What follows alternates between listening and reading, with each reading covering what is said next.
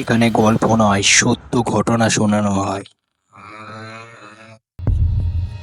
নিশির রাতের ডাক। বাঁকুড়ার এক ছোট্ট গ্রামে সন্ধ্যার পর কেউ বাইরে বেরোতো না, কারণ সেই গ্রামের এক অলিগলিতে নিশির ডাক শোনা যেত। গ্রামের বয়স্করা বলতো নিশির ডাকলে সাড়া দিত না,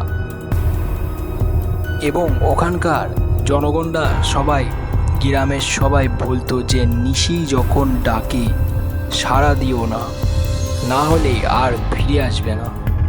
নিশি ছিল এক অশরীরী আত্মা, যে সন্ধ্যার পর মানুষের গলায় চেনা স্বরে ডাক দিত।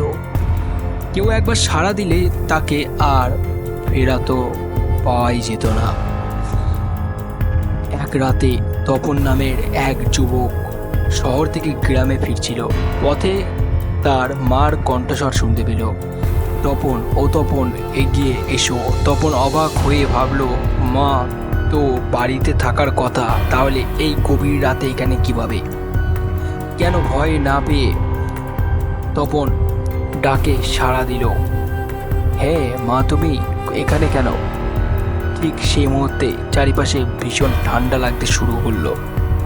হঠাৎ তার চোখের সামনে ভেসে উঠল এক সাদা ছায়া, চুল এলোমেলো, চোখ দুটো রক্তের মতো লাল, ঠোঁটের কোণে এক রহস্যময় হাসি।